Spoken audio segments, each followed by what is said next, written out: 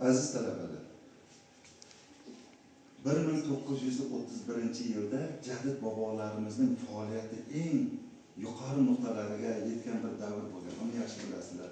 Abdulla Qodiriy, Cho'lpon va boshqa ko'plab ijodkor bobolarimiz 1931-yilda mana shu jurnalni tashkil etgan.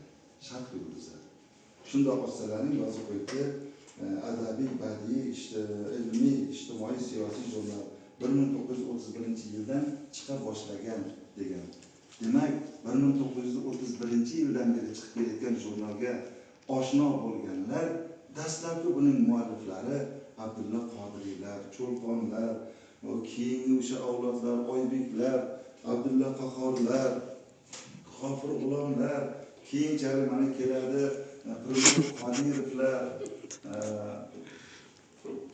Odil Yoqubovlar, Said Ahmadlar, boshqa juda ko'p ijodkorlarning ijod maydoni mana shu jurnal bo'lgan. Men bu jurnalga sizlarni oshno etar ekanman, bir narsaga e'tiborlaringizni qaratmoqchiman. Jurnal bosh muharriri Sirojiddin Rauf degan shoir aynan mana shu fakultetni bundan bir 30-35 yillar avval o'qib, shuni tamomlab ketgan inson.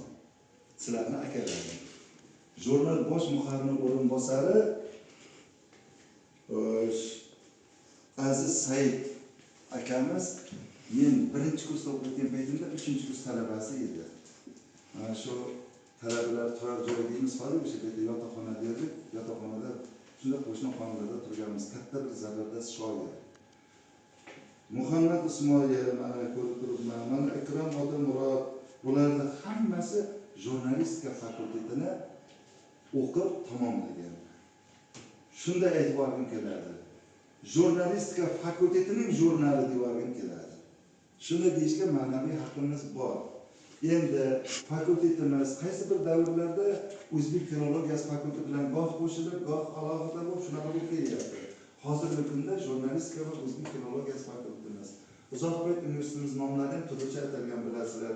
Biz talaba bo'lgan paytimizda Toshkent davlat universiteti edi.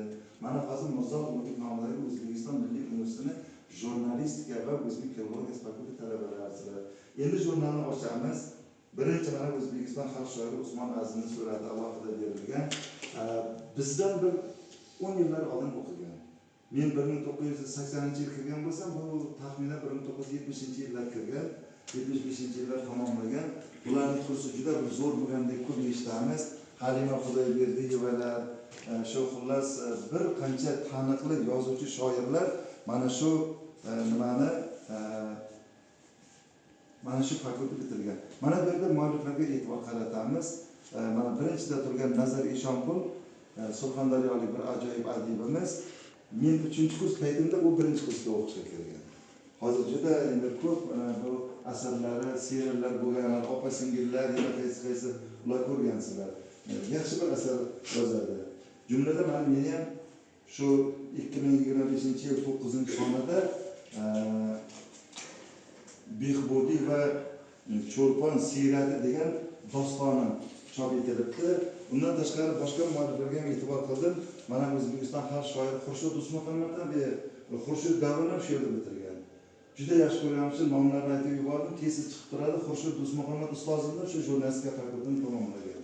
Mana shu jurnalistika fakultetini tamomlab, mana katta O'zbekiston xalq yozuvchisi, xalq shoiri, aytaylik O'zbekistonda xizmat ko'rsatgan madaniyat xodimi va boshqa ko'p unvonlar sohibiga aylanib, adabiyotimizning yulduzlariga, darg'alariga aylanib qolgan.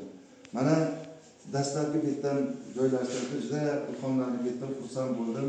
Men talabalarimda qadamlari yoqdi va duolari bilan bo'ldi dedim.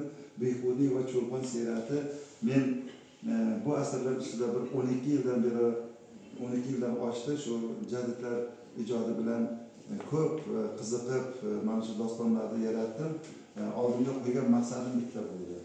Keyingi paytda ancha paytdan beri shu jadidlar haqida gap ketsa, jadidlar qatag'on qilingan. Ular qatag'on qurboni bo'lgan, voyisiz vafot etgan, qatl qildirilgan, faqat qatag'on qilingan haqida gapiriladi-da, bir ikkita asarlar nomi ham aytib o'tiladi. Boshqa hech kim gapirilmaydi ko'p joylarda. men oldimga maqsad qildim. Bu endi bir 12-13 yil avval paydo bo'lgan mendagi g'oya. Xo'p, qatag'on qilinishdan 10 yil avval qanaqa odam bo'lgan? Bolalikda qanaqa odam bo'lgan? Nimani ijod qilgan? Bizlarga qaysi jihati ibratli jihatlari bor? Shuni o'rganib, mana xabarlaring bor. Yaqinda ko'pchiliklarning ishtirok etdilaring buni taqdimotida Javidlar Javhar degan kitobimda 12 yillik meni mehnatim samarasi shu qatag'on qilingani haqida 1% gap bor xolos. Afsus qatag'on qilingan, lekin 99% dan ko'proq vaqti uning yoshligi, bolaligi, ibratli ishlari, ijodiy faoliyati, qiziq tomon jadid bobolarimiz hammasi deyarli jurnalist bo'lgan. Jurnalist olim bo'lgan. Behbudiy publisist, Cho'lpon publisist plus shoir. Abdulla Qodiriy avvalo jurnalist. Butun faoliyati gazeta jurnallarda o'tgan. Plus adib. Endi adibligi birinchi o'ringa chiqib ketgan. Lekin bu aytaylik bir sanoqligina badiiy asarlar bor, bilasizlar. Romanlari, qissalari, kitoblari. Lekin minglab, balki 5 mingdan ortiqmi, 10 mingdan ortiqmi katta kichik maqolalar, publisistlari, xabarlari, luqmalari, felyetonlari nihoyat darajada ko'p bo'lgan. Nima uchun bir 20 ga yaqin taxallus bilan mashg'ul bo'lgan degan savolga ham o'zim mana izlab javob topdim. Bitta gazetada misol uchun meni 3 ta maqolam berilsa, uchinchi to'lqin eshitdik deb yozib qo'ysa, o'quvchimda qarab, to'lqin eshitdik olib mana jurnal gazetani deydi. Shuning uchun muharrirlarning taklifi shunaqa bo'lgan. Masalan, men ham bitta joyda to'lqin eshitdik, bittasida to'lqin Usmon, bittasida qishloqli bola, bittasida jaydari bola, bittasida chapani chatoq degan meni ham bir 10 taga yaqinlashib qolgan taxalluslar bilan ijod qilganman. Chunki bitta gazetada ba'zan 4-5 ta narsalarni chiqdim-da, gazetada juda faol harakat qilganman. Bu gaplarni nega aytyapman? Mana shu yaqin orada jurnal ijodkorlari bilan bitta katta uchrashuv o'tkazamiz, xudo xolasa. Va Sharq yulduzi jurnalini O'zbekiston Mirzo Ulug'ov nomidagi O'zbekiston Milliy universiteti jurnalistika va o'zbek filologiyasi fakulteti ijodkor talabalarining ijodiy mahorat maktabiga aylantiramiz. Gohida ular kelib sizlarga amaliy saboq beradi. Gohida imkoniyatga qarab rahbariyatdan kelishgan holda sizlarni o'sha adiblar xiyoboniga bordilarmi? Shu adiblar xiyoboni ichida yonida O'zbekiston Yozuvchilar uyushmasi binosida joylashgan mana shu jurnal tahririyatida qalamini chaplaymiz. Qani bir yilda bir marta, 2 marta shunda bir she'rlarning, hikoyalarning, publisistikalar bilan chiqib qo'yinglar.